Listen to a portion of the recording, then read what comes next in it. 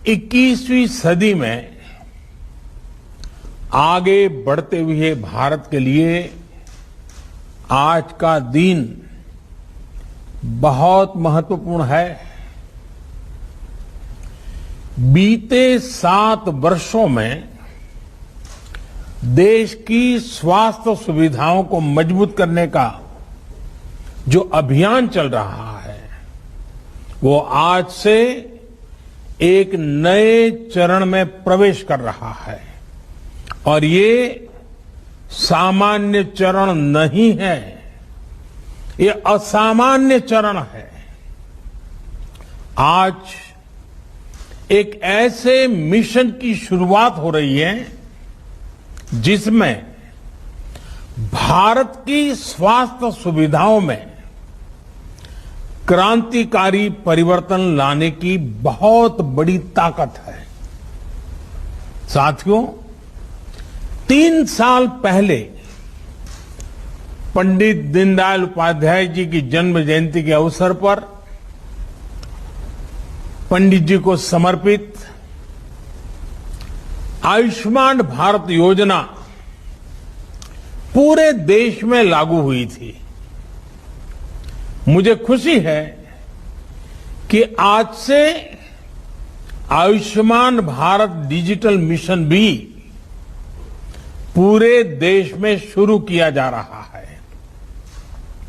ये मिशन देश के गरीब और मध्यम वर्ग के इलाज में होने वाली जो दिक्कतें हैं उन दिक्कतों को दूर करने में बहुत बड़ी भूमिका निभाएगा।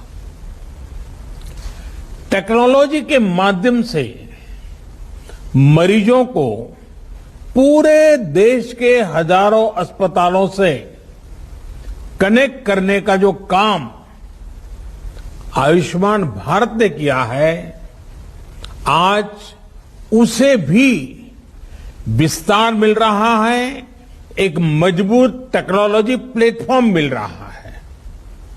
साथियों, आज भारत में जिस तरह टेक्नोलॉजी को गुड गवर्नेंस के लिए, गवर्नेंस सुधारने का एक आधार बनाया जा रहा है, वो अपने आप में जन सामान्य को एम्पावर कर रहा है। ये अभूतपूर्व है। डिजिटल इंडिया अभियान ने भारत के सामान्य मानवी को डिजिटल टेक्नोलॉजी से कनेक्ट करके देश की ताकत अनेक गुना बढ़ा दी है। अब हम भलीभांति जानते हैं, हमारा देश गर्व के साथ कह सकता है 130 करोड़ आधार नंबर, 118 करोड़ मोबाइल सब्सक्राइबर्स, लगभग 80 करोड़ इंटरनेट यूजर, करीब 43 करोड़ जनधन बैंक खाते, इतना बड़ा कनेक्टेड इंफ्रास्ट्रक्चर दुनिया में कहीं नहीं है। ये डिजिटल इंफ्रास्ट्रक्चर राशन से लेकर प्रशासन तक हर एक को तेज और पारदर्शी तरीके से सामान्य भारतीय तक पहुंचा रहा है। यूपीआई के माध्यम से कभी भी, कहीं भी डिजिटल लेन देन में आज भारत दुनिया में अपनी पहचान बना रहा है। अभी देश में जो ई रूपी वाउचर शुरू किया गया है वो भी एक शानदार पहल है।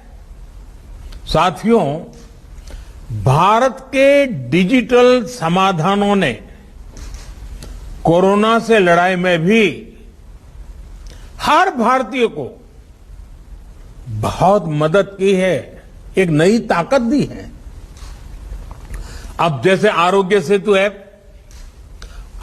सेतु ऐप से कोरोना संक्रमण के फैलते हुए रोकने में एक सजगता लाना, जागृति लाना, पूरी परिस्थितियों को पहचानना, अपने आसपास के परिसर को जानना, इसमें आरोग्य सेतु ऐप ने बहुत बड़ी मदद की है। उसी प्रकार से सबको वैक्सीन, मुफ्त वैक्सीन, इस अभियान के तहत भारत आज करीब करीब 90 करोड़ वैक्सीन डोज लगा पाया है और उसका रिकॉर्ड उपलब्ध हुआ है, सर्टिफिकेट उपलब्ध हुआ है। तो इसमें कोविन का बहुत बड़ा रोल है। रजिस्ट्रेशन से लेकर सर्टिफिकेशन तक का इतना बड़ा डिजिटल प्लेटफॉर्म दुनिया के बड़े बड़े देशों के पास नहीं है। साथियों, कोरोना काल में टेली मेडिसिन का भी अभूतपूर्व विस्तार हुआ है। ई संजीवनी के माध्यम से अब तक लगभग 1.25 करोड़ रिमोट कंसल्टेशन पूरे हो चुके हैं।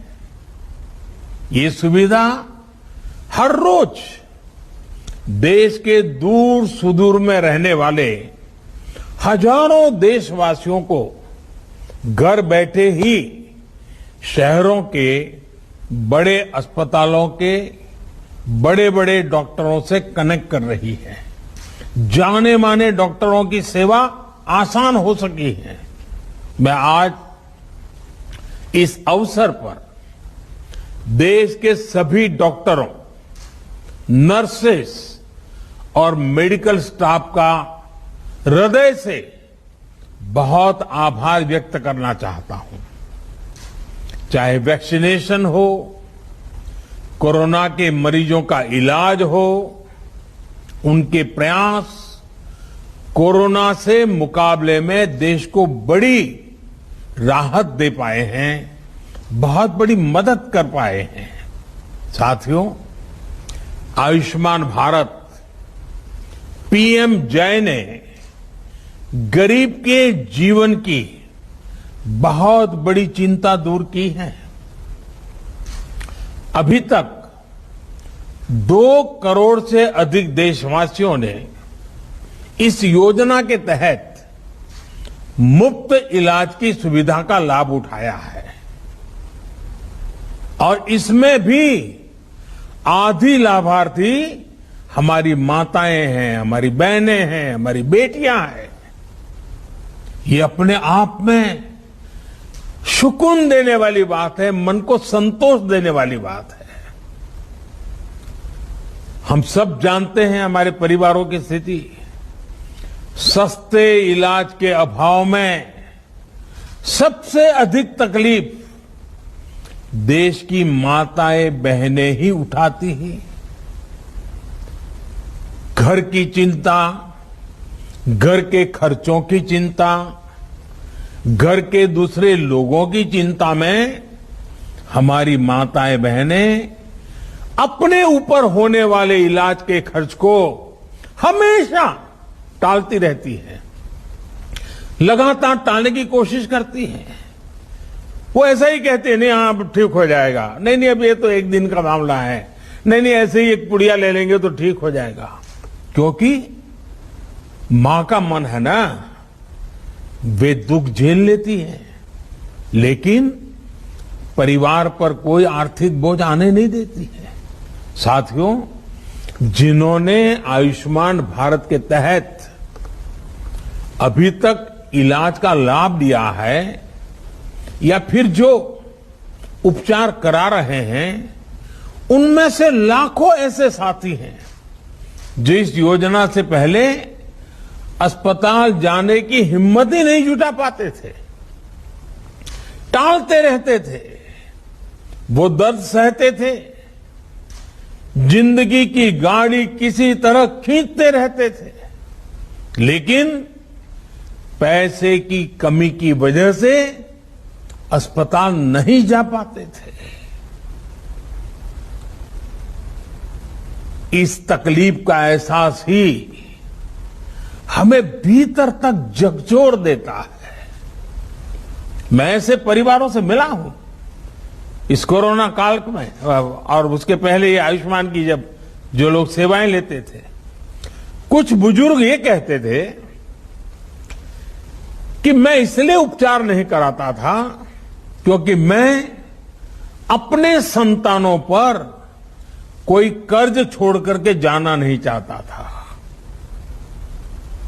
कुछ सहन कर लेंगे, हो सकता है जल्दी जाना पड़े, ईश्वर बुलाने तो चले जाएंगे, लेकिन बच्चों पर, संतानों पर कोई आर्थिक कर्ज छोड़ करके नहीं जाना है, इसलिए उपचार नहीं कराते थे।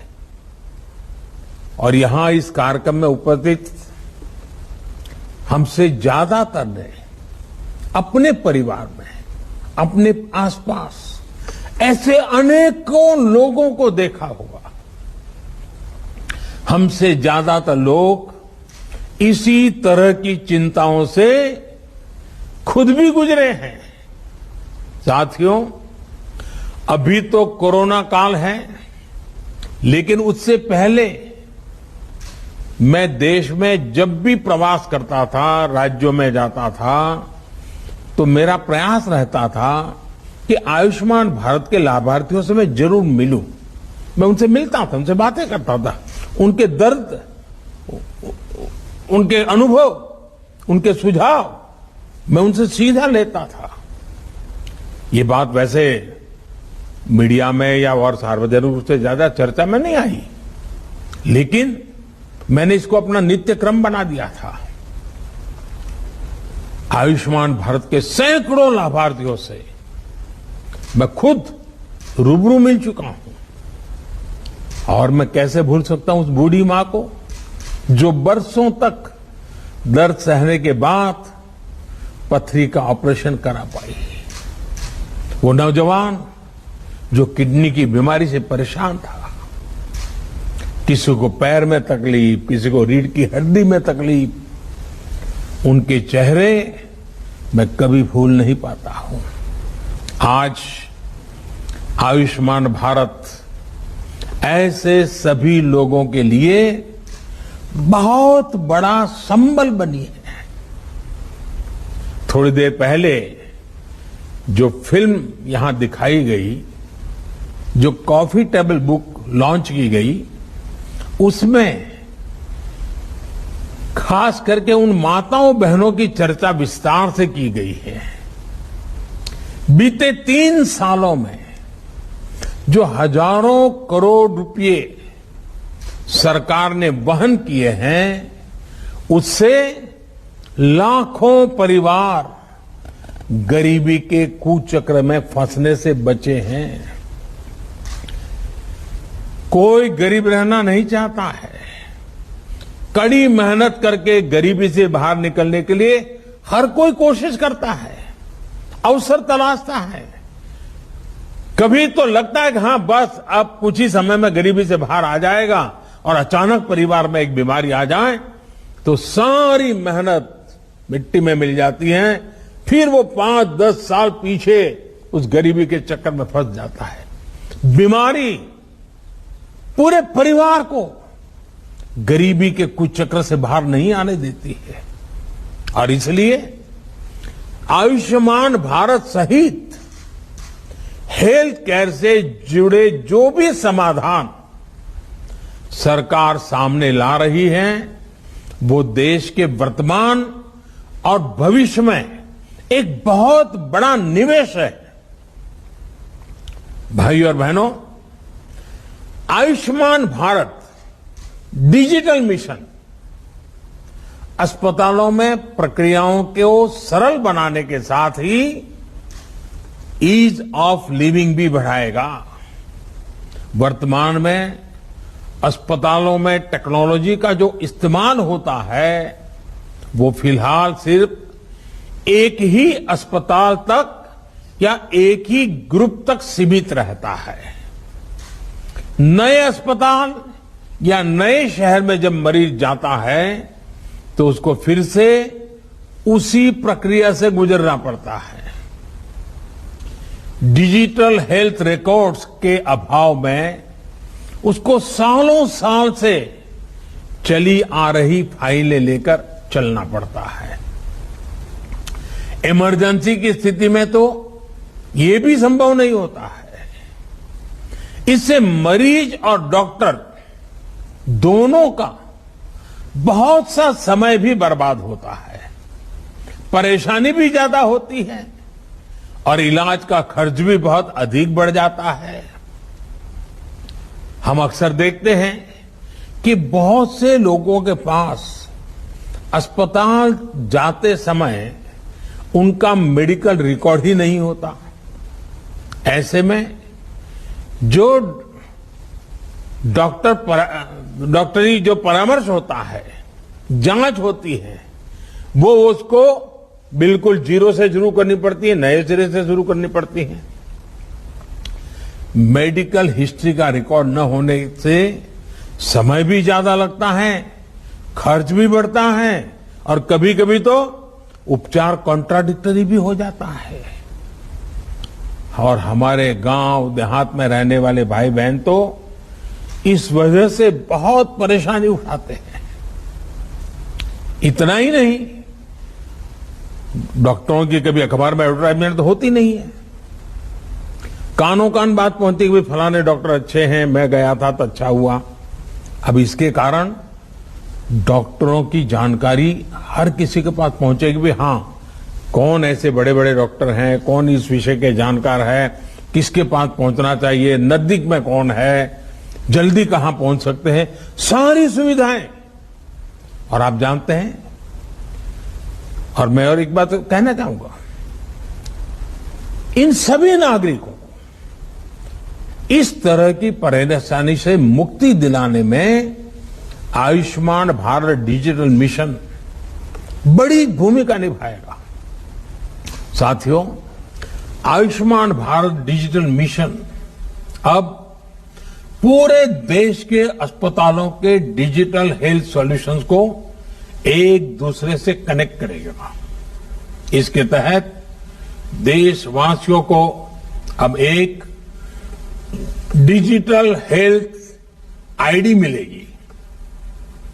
हर नागरिक का हेल्थ रिकॉर्ड डिजिटली सुरक्षित रहेगा। डिजिटल हेल्थ आईडी के माध्यम से मरीज खुद भी और डॉक्टर भी पुराने रिकॉर्ड को जरूरत पड़ने पर चेक कर सकता है। यही नहीं, इसमें डॉक्टर, नर्स, पैरामेडिक्स जैसे साथियों का भी रजिस्ट्रेशन होगा। देश के जो अस्पताल है, क्लिनिक है, लैब्स हैं, दवा की दुकानें हैं, ये सभी भी रजिस्टर होगी। यानी ये डिजिटल मिशन हेल्थ से जुड़े हर स्टेक होल्डर को एक साथ एक ही प्लेटफॉर्म पर लाएगा। साथियों, इस मिशन का सबसे बड़ा लाभ देश के गरीबों और मध्यम वर्ग को होगा। एक सुविधा तो ये होगी कि मरीज को देश में कहीं पर भी ऐसा डॉक्टर ढूंढने में आसानी होगी जो उसकी भाषा भी जानता है, समझता है और उसकी बीमारी के उत्तम से उत्तम उपचार का वो अनुभवी है। इससे मरीजों को देश के किसी कोने में भी उपस्थित स्पेशलिस्ट डॉक्टर से संपर्क करने की सहूलियत बढ़ेगी। सिर्फ डॉक्टर ही नहीं, बल्कि बेहतर टेस्ट के लिए लैब्स और दवा दुकानों की भी पहचान आसानी से संभव हो पाएगी। साथियों, इस आधुनिक प्लेटफॉर्म से इलाज और हेल्थ केयर पॉलिसी मेकिंग में से जुड़ा पूरा इकोसिस्टम और अधिक प्रभावी होने वाला है। डॉक्टर और अस्पताल इस प्लेटफॉर्म का उपयोग अपनी सर्विस को रिमोट हेल्थ सर्विस प्रोवाइड करने में कर पाएंगे। प्रभावी और विश्वस्त डेटा के साथ इससे इलाज भी बेहतर होगा और मरीजों को बचत भी होगी। भाइयों और बहनों, देश में स्वास्थ्य सेवाओं को सहज और सुलभ बनाने का जो अभियान आज पूरे देश में शुरू हुआ है, ये 6-7 साल से चल रही सतत प्रक्रिया का एक हिस्सा है। बीते वर्षों में भारत ने देश में आरोग्य से जुड़ी दशकों की सोच और अप्रोच में बदलाव किया है। अब भारत में एक ऐसे हेल्थ मॉडल पर काम जारी है जो होलिस्टिक हो, समावेशी हो। एक ऐसा मॉडल जिसमें बीमारियों से बचाव पर बल हो, यानी प्रिवेंटिव हेल्थ केयर, बीमारी की स्थिति में इलाज सुलभ हो, सस्ता हो और सबकी पहुंच में हो। योग और आयुर्वेद जैसी आयुष की हमारी पारंपरिक चिकित्सा पद्धति पर बल हो। ऐसे सभी प्रोग्राम गरीब और मध्यम वर्ग को बीमारी के कुचक्र से बचाने के लिए शुरू किए गए। देश में हेल्थ इंफ्रा के विकास और बेहतर इलाज की सुविधाएं देश के कोने कोने तक पहुंचाने के लिए नई स्वास्थ्य नीति, हेल्थ पॉलिसी, स्वास्थ्य नीति बनाई गई। आज देश में एम्स जैसे बहुत बड़े और आधुनिक स्वास्थ्य संस्थानों का नेटवर्क भी तैयार किया जा रहा है। हर 3 लोकसभा क्षेत्र के बीच एक मेडिकल कॉलेज का निर्माण भी प्रगति पर है। साथियों, भारत में स्वास्थ्य सुविधाओं को बेहतर बनाने के लिए बहुत जरूरी है कि गांवों में जो चिकित्सा सुविधाएं मिलती हैं, उनमें सुधार हो। आज देश में गांव और घर के निकट ही प्राइमरी हेल्थ केयर से जुड़े नेटवर्क को हेल्थ एंड वेलनेस सेंटर में उससे सशक्त किया जा रहा है। अभी तक ऐसे लगभग 80,000 सेंटर्स चालू हो चुके हैं। ये सेंटर्स रूटीन चेकअप और टीकाकरण से लेकर गंभीर बीमारियों की शुरुआती जांच और अनेक प्रकार के टेस्ट की सुविधाओं से लैस हैं। कोशिश ये है कि इन सेंटर्स के माध्यम से जागरूकता बढ़े और समय रहते गंभीर बीमारियों का पता चल सके। साथियों, कोरोना वैश्विक महामारी के इस दौर में मेडिकल इंफ्रास्ट्रक्चर के निर्माण को निरंतर गति दी जा रही है। देश के जिला अस्पतालों में क्रिटिकल केयर ब्लॉक्स का इंफ्रास्ट्रक्चर तैयार किया जा रहा है। बच्चों के इलाज के लिए जिला और ब्लॉक के अस्पतालों में विशेष सुविधाएं बन रही है। जिला स्तर के अस्पतालों में अपने ऑक्सीजन प्लांट्स भी स्थापित किए जा रहे हैं। साथियों, भारत के हेल्थ सेक्टर को ट्रांसफॉर्म करने के लिए मेडिकल एजुकेशन में भी अभूतपूर्व रिफॉर्म्स हो रहे हैं। 7-8 साल में पहले की तुलना में आज अधिक डॉक्टर्स और पैरामेडिकल मैन पावर देश में तैयार हो रही है। सिर्फ मैन पावर ही नहीं, बल्कि हेल्थ से जुड़ी आधुनिक टेक्नोलॉजी, बायोटेक्नोलॉजी से जुड़ी रिसर्च, दवाओं और उपकरणों में आत्मनिर्भरता को लेकर भी देश में मिशन मोड पर काम चल रहा है। कोरोना की वैक्सीन के डेवलपमेंट और मैन्युफैक्चरिंग में भारत ने जिस तरह अपना सामर्थ्य दिखाया है, वो हमें गर्व से भर देता है। स्वास्थ्य उपकरणों और दवाओं के कच्चे माल के लिए पीएलआई स्कीम से भी इस क्षेत्र में आत्मनिर्भर भारत अभियान को बहुत ताकत मिल रही है।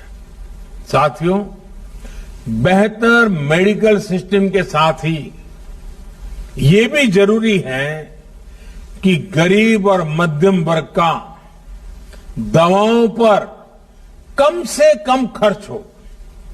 इसलिए केंद्र सरकार ने जरूरी दवाओं, सर्जरी के सामान, डायलिसिस जैसी अनेक सेवाओं और सामान को सस्ता रखा है। भारत में ही बनने वाली दुनिया की श्रेष्ठ जेनेरिक दवाओं को इलाज में ज्यादा से ज्यादा उपयोग में लाने के लिए प्रोत्साहन दिया गया है। 8,000 से ज्यादा जन औषधि केंद्रों ने तो गरीब और मध्यम वर्ग को बहुत बड़ी राहत दी है। और मैं इस जन औषधि केंद्र से जो दवाइयां लेते हैं, ऐसे मरीजों से भी पिछले दिनों मुझे कई बार बात करने का मौका मिला और मैंने देखा है कुछ परिवार ऐसे उनको डेली कुछ दवाइयां लेनी पड़ती हैं, कुछ उम्र में कुछ बीमारियों के कारण। इस जन औषधि केंद्र के कारण ऐसे मध्यम वर्गीय परिवार के 1,000, 1,500, 2,000 रुपया हर महीना बच रहा है। साथियों, एक संयोग ये भी है कि आज का ये कार्यक्रम वर्ल्ड टूरिज्म डे पर आयोजित हो रहा है। कुछ लोग सोच सकते हैं कि हेल्थ केयर के प्रोग्राम का टूरिज्म से क्या लेना देना, लेकिन हेल्थ का टूरिज्म के साथ एक बड़ा मजबूत रिश्ता है, क्योंकि जब हमारा हेल्थ इंफ्रास्ट्रक्चर इंटीग्रेटेड होता है, मजबूत होता है, तो उसका एक सकारात्मक प्रभाव टूरिज्म सेक्टर पर भी पड़ता है। बहुत बहुत साधुवाद, हार्दिक आभार माननीय प्रधानमंत्री जी। और हम माननीय मंत्रीगण और देश भर से हमारे साथ जुड़े सभी गणमान्य अतिथिगण का भी धन्यवाद करते हैं। नमस्कार। प्रधानमंत्री नरेंद्र मोदी का आप सुन रहे थे। नेशनल डिजिटल हेल्थ मिशन को उन्होंने लॉन्च किया और कहा कि इससे गरीबों को और मध्यम वर्गीय परिवारों को बहुत फायदा मिलेगा। यानी कि अब आधार की तरह आपकी एक यूनिक हेल्थ आईडी होगी जिसमें आपका मेडिकल हिस्ट्री मौजूद होगा और डॉक्टरों को इसमें बहुत मदद मिलेगी किसी भी मरीज के इलाज में। और गरीबों के लिए इस कार्यक्रम को उन्होंने बताया कि इससे बहुत ज्यादा मदद मिलने वाली है। नमस्कार, मैं हूं मानक गुप्ता। अगर आपको हमारा ये वीडियो पसंद आया हो तो इसे लाइक और शेयर जरूर करें और हाँ, हमें सब्सक्राइब और फॉलो करना ना भूलें ताकि आप देश और दुनिया की कोई खबर मिस ना करें। तो जुड़े रहिए हमारे साथ और देखते रहिए न्यूज़ 24।